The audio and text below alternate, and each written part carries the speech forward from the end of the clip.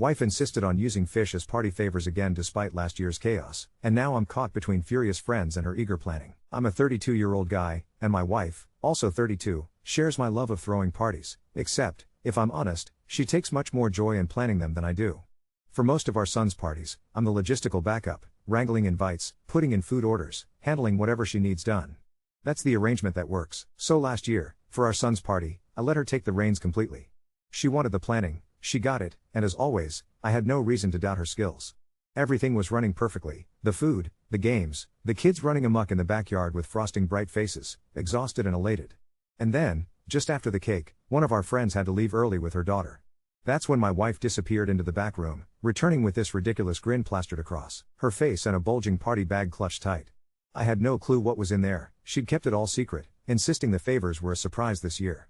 She passed the bag to our friend's daughter, who reached inside and pulled out a tiny tetra fish, in a sad, swirling plastic cup from the pet store. Suddenly, this 8-year-old girl's face exploded with joy. "Mommy! I've always wanted a fish!" she shrieked, clutching the cup like it was a gold trophy. Meanwhile, my friend stared at me like I'd betrayed her. She was completely at a loss. She looked from the fish, to her happily screaming kid, then dead at me. Her voice was sharp when she quietly declined, and I watched as she hauled her tantruming daughter out the door, the girl's cries echoing with heartbreak. The sound just hung in the room. Then chaos spread. Every single kid realized what the party favor was, and pandemonium broke loose. Parents closed in on me, their faces sinking as they realized they'd either have to do what our friend did, be villains in their children's eyes, or accept a living animal, fish tank and all, with no warning and absolutely no desire. I fielded tense mutters. What are we going to tell our kids? Now I have to buy a tank? There was a low, tense hum of resentment. Honestly, I felt it too. My wife, meanwhile, stood at the center of the disaster, delighted by the raucous kids, beaming as if she'd just conjured pure magic. She didn't register a single adult's glare, didn't hear the grumbling. She saw only happy children clutching sloshing cups. Most parents caved under the emotional blackmail. I watched resigned faces, fish in cup in hand, marching their kids home. Some flatly refused. We ended up with a few unwanted tetra orphans, which meant that somehow, we also became accidental fish owners. I shelled out for a tank, which was not part of my budget or my weekend plans. My wife genuinely didn't see the problem. She couldn't believe anyone would turn down such a sweet, thoughtful gift, even though she'd literally bought them that morning for 50 cents each. A year later, as my son's 8th birthday approached, my wife brought it up again. Let's hand out fish again. It was a hit. She announced, face lit like a marquee. My stomach dropped. I did not want a repeat of last year's guilt trip pet adoption. Several of my friends still grumble about those fish. They hated being forced, in front of their kids, to accept a living animal, no warning, no prep, just out of nowhere, and then getting stuck with a tank, supplies, and a pet they never wanted. They told me flat out that they'd skip this year's party if we handed out fish again. Honestly, who could blame them? It's not fair to force a living animal on someone, let alone a whole group of people. And it certainly isn't fair to the fish. My wife completely brushed off all these concerns. She insisted the parents were being selfish, only thinking about their own inconvenience, refusing to see how excited the kids were. She seemed oblivious to every frustrated parent in that room, remembering only the happy squeals. Now, she calls me controlling for putting my foot down. Her small group of church friends are backing her up. All I want is to avoid another disaster. No angry friends, no guilt trip pets, no heartbreak for the kids. But if I stop her, she's furious, feeling like I've robbed her of the fun she gets in planning these parties. I'm truly stuck, caught between not wanting to upset my friends and not wanting to completely ruin something my wife genuinely loves to do. Update 1. It's been nearly a month since the whole party favor fiasco between my wife and me.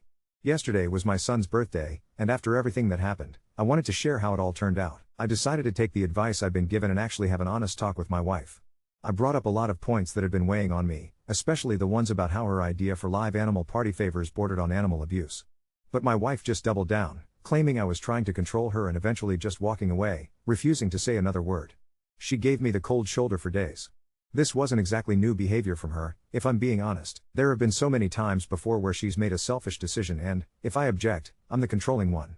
For example, she's backed out of parties or events at the last minute just because she didn't feel up for it, then accused me of abandoning her when I said I was still going. She's demanded I give up playing guitar because it annoys her. She even went to a wedding in a swimsuit, not because it was poolside, but because she heard there might be swimming. She spent the entire reception in the pool because, in her words, they're your friends, I don't really care about celebrating them. I had to fight tooth and nail just to pull our son out of a school where he was being bullied. She didn't want to cause a scene. He's in a new school now, and it's made a world of difference for him. This time, I'd had enough. I refused to let my son suffer or lose friends because of my wife's selfishness. So, after practically begging her to talk to me, following her from room to room, she finally snapped, "Fine, if you want it your way, you can plan this party yourself." And I did.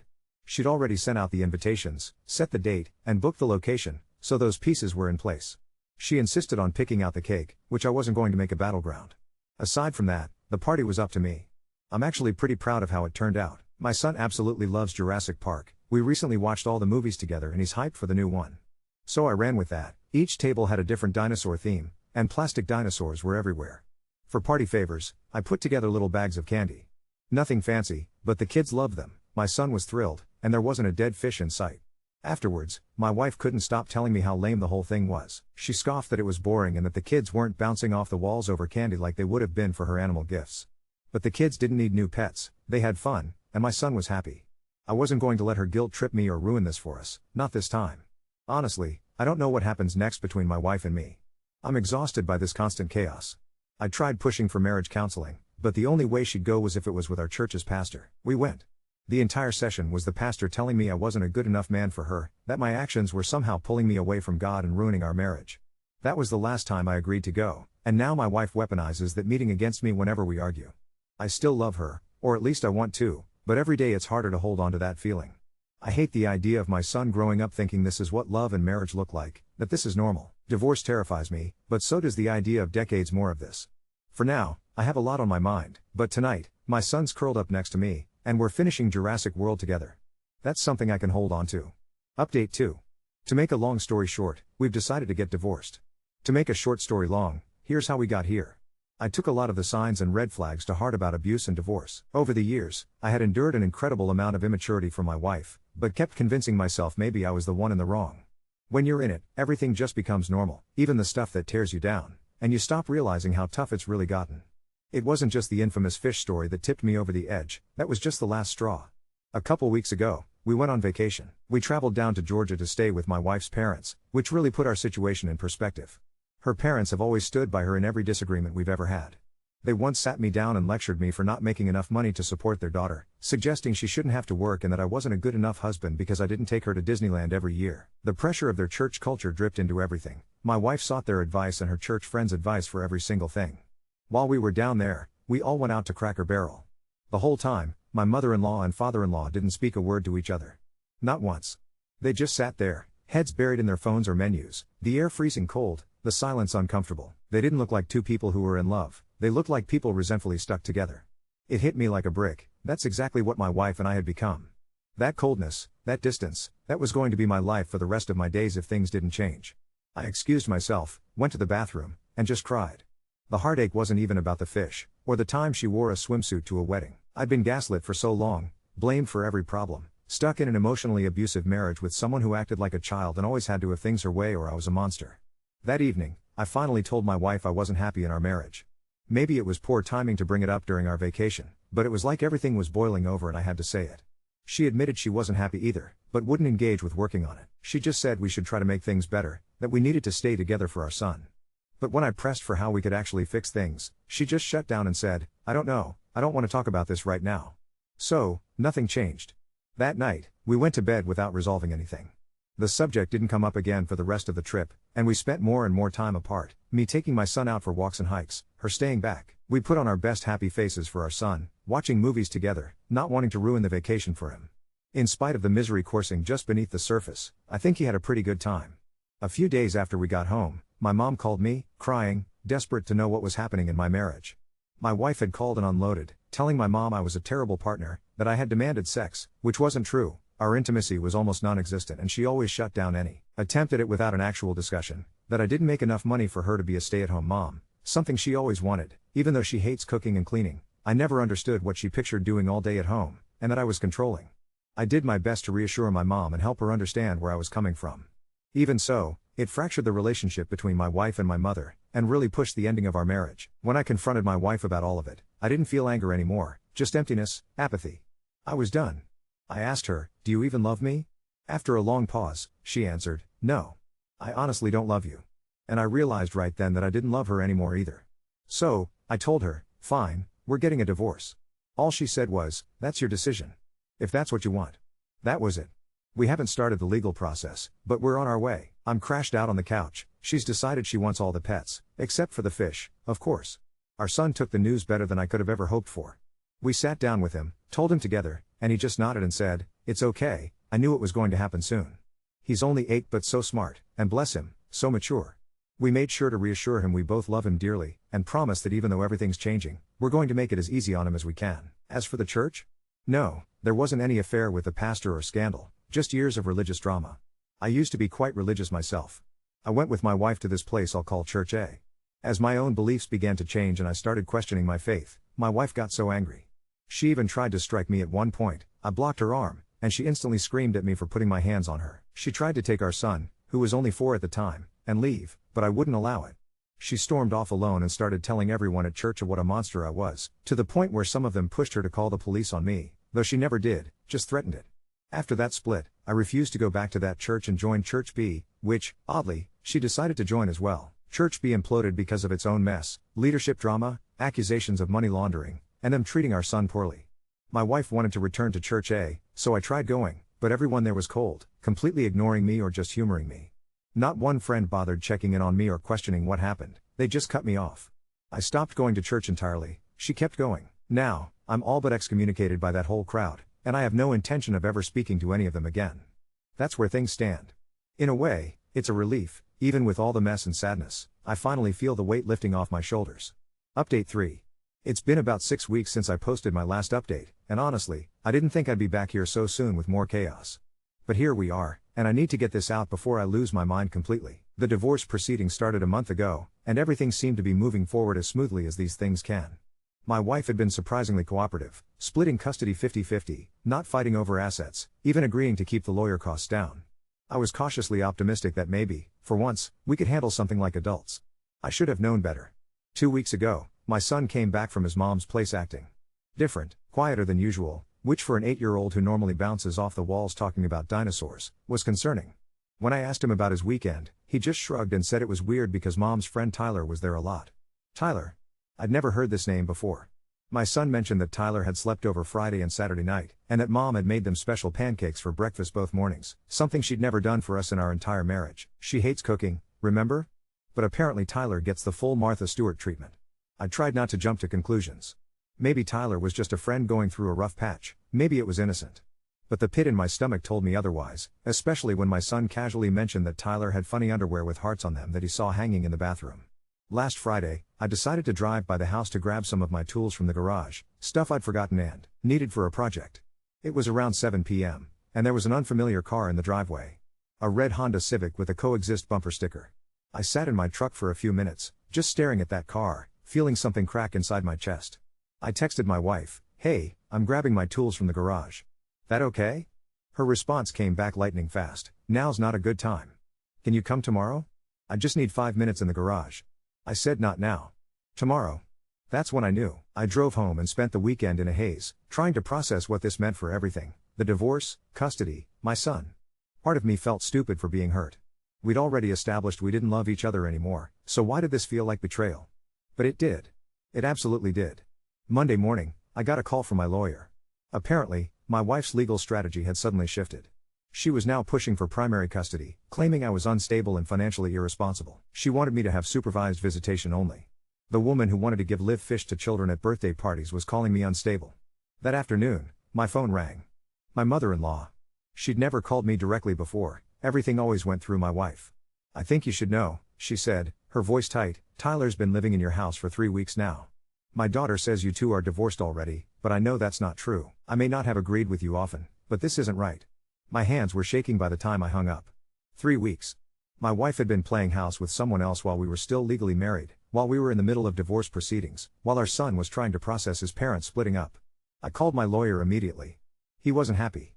Adultery might not matter much in no-fault divorce states, but cohabitation during proceedings could definitely affect custody arrangements, especially if she was introducing random men to our son without discussing it with me first. Yesterday was the breaking point. I went to pick up my son for my usual Wednesday evening, and Tyler answered the door. Tall, hipster beard, wearing my Led Zeppelin t-shirt. My shirt. The one my wife always said was too loud and asked me not to wear in public. "Hey man," Tyler said, like we were old buddies. "She's getting ready. Come on in." I stood there, staring at this stranger wearing my clothes in my house, telling me I could come into my own home. My son appeared behind him, looking uncomfortable. "Hi Dad," he said quietly. My wife finally emerged from the bedroom, our bedroom, wearing makeup and a dress I'd bought her for our anniversary 2 years ago that she'd never worn because she said it was too fancy for anywhere we ever go. "Ready, buddy?" I asked my son, not even looking at my wife. As we walked to the car, my son said, "Dad? Tyler said he might be my new stepdad soon. Is that true?" I had to pull over 2 blocks away because my vision went blurry. My son, this amazing kid who's been handling everything so well, looked terrified. "Dad, are you okay?" "I'm fine, buddy. And no, Tyler's not going to be your stepdad. That's not how any of this works." We went to get ice cream and I let him order whatever he wanted while I tried to figure out what the hell I was going to do next. My phone kept buzzing with texts from my wife. "You looked upset when you left. I hope you're not going to make this difficult. Tyler's really good with kids. This doesn't change anything with our arrangement." I turned my phone off. This morning, I'm meeting with my lawyer to discuss our options. My wife has apparently decided that instead of waiting for our divorce to be final, she's going to play house with Tyler and gaslight me into thinking this is all perfectly normal and healthy for our son. The fish party favors seem like such a small thing now. But looking back, it was never really about the fish, was it? It was about her complete inability to consider how her actions affect other people. And now, instead of forcing fish on unwilling party guests, she's forcing a strange man into our son's life without any discussion or preparation. I feel like I'm drowning, but at least now I know I made the right decision. This marriage was over long before I realized it. Now I just need to protect my son from the fallout. Update 4. I thought things couldn't get worse after finding Tyler wearing my clothes and playing house with my wife. I was wrong. So very wrong. The meeting with my lawyer went about as well as expected. He filed for emergency custody modification, citing my wife's failure to discuss introducing a romantic partner to our son in the concerning cohabitation situation. We had a court date scheduled for next Thursday. I felt like maybe, finally, I had some control over this nightmare. That lasted exactly 4 days. Friday afternoon, I got a call from my son's school. The principal, Mrs. Rodriguez, sounded uncomfortable. "Mr. Johnson, we need to discuss something that happened today. Your son told his teacher that his mom's friend Tyler picked him up from school yesterday and took him to get a haircut without any prior authorization from you." My blood turned to ice. "I'm sorry, what?" "Tyler Williams picked up your son yesterday around 2:30 p.m. Your wife had called and added him to the emergency contact list that morning, saying he was your son's soon-to-be stepfather and that he had permission to pick him up." I was gripping the phone so hard my knuckles were white. I never gave any such permission. This man is a complete stranger to me. There was a pause. "Mr. Johnson, I think you should come in. There's more we need to discuss." I left work immediately. When I got to the school, Mrs. Rodriguez looked like she'd rather be anywhere else. She pulled out a folder. "Your wife came in last Monday with Mr. Williams. She wanted to add him as an emergency contact and said he'd be helping with pick-up and drop-off duties. She also mentioned that you two were having marriage troubles and that Tyler was a stabilizing influence for your son." She looked up at me. "She seemed to imply you'd been unstable lately." The room started spinning. "What exactly did she say?"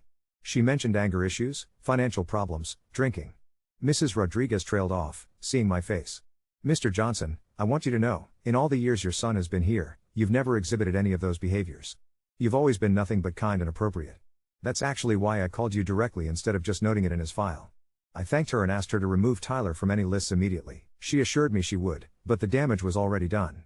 My wife was systematically trying to replace me in my son's life, and she was using lies to do it. That evening, I called my son during his mom's time, something we'd agreed was okay for both of us to do. "Hey buddy, how was school today?" "Good. But Dad, Tyler cut my hair yesterday and I don't really like it. It's too short." His voice was small. He said I looked like a baby before and that girls don't like boys with long hair. My son had always had longer hair. Not long, but longer than a crew cut. He loved it, said it made him look like Chris Pratt in Jurassic World. And now some stranger had decided to change that. "Did you want your hair cut, or did Tyler just decide?" "Tyler said it was time for a big boy haircut and that Mom agreed. But I didn't want to." I cried a little but Tyler said crying was for babies too. I had to take deep breaths to keep my voice steady. "Buddy, you can cry whenever you need to. There's nothing wrong with having feelings, okay?" "Okay, Dad. I miss you." "I miss you too. I'll see you Sunday, alright?" Sunday couldn't come fast enough. When I picked him up, I barely recognized him. Tyler had given him a military-style buzz cut that made his ears stick out. My son looked miserable. But that wasn't the worst part. As we were walking to my car, Tyler came jogging out of the house. "Hey, wait up," he called. He approached with this overly friendly smile. "Listen, I think we got off on the wrong foot the other day. I'm Tyler." He extended his hand. I stared at it. "I know who you are. Look, I get that this is weird, but your wife and I." We really care about each other. And I think your son is great. He's a good kid. Tyler glanced at my son, who was quietly getting into the car. I was hoping we could maybe grab a beer sometime, talk man to man. I think it would be good for everyone if we could all get along. The audacity was breathtaking. You want to grab a beer? To discuss my family? Our family, really? I mean, if things go the way they're headed. He shrugged. Look, I'm not trying to replace you as his dad. But I am going to be around, and I want what's best for him. What's best for him is not having strange men making decisions about his hair and picking him up from school without his father's knowledge. Tyler's friendly demeanor cracked slightly. She told me you'd be difficult about this. Difficult about what, exactly? About my wife committing adultery? About you moving into my house while we're still married? About you making parenting decisions for my child? Adultery? Tyler laughed. Dude, you guys are separated. She said you moved out months ago because you couldn't handle the divorce. I felt like I'd been punched. She told you I moved out? Yeah, man. She said you've been living with your mom since last year, that you only came around to see your kid. She said the divorce was your idea because you found someone else. My son was watching this exchange through the car window, looking confused and scared. I needed to end this. Tyler, let me be very clear. I moved out 6 weeks ago when we decided to divorce. There's been no one else. And if you continue to involve yourself in decisions regarding my son without my consent, we're going to have legal problems. I got in the car and drove away, leaving Tyler standing in the driveway looking confused. That night, my son and I were building a Lego set when he said, Dad, why did Tyler say you left us? What do you mean, buddy? He said you didn't want to live with us anymore, that you chose to leave because you didn't love us. Is that true? My heart shattered. No, son. That's not true at all. Mommy and I both decided together that we weren't happy being married, but I will never, ever stop loving you or wanting to be your dad.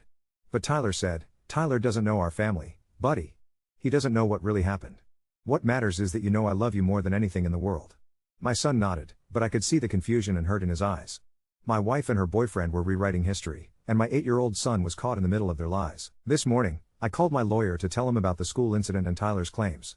He was quiet for a long moment. This changes things, he said finally. She's not just having an affair. She's actively trying to alienate your son from you while painting you as an unstable deadbeat who abandoned his family. This is parental alienation, and it's serious. We're expediting the custody hearing. My lawyer is confident, but I'm terrified. My wife has shown she's willing to lie to anyone, school officials, her boyfriend, even our son, to get what she wants. The woman who once wanted to give out pet fish as party favors is now systematically trying to erase me from my child's life and replace me with a stranger who thinks buzz cuts and emotional suppression are what boys need. I'm scared of what she'll do next, but I'm more scared of what happens to my son if I don't fight this with everything I have. The hearing is tomorrow. I just hope the judge sees through her lies as clearly as I do now.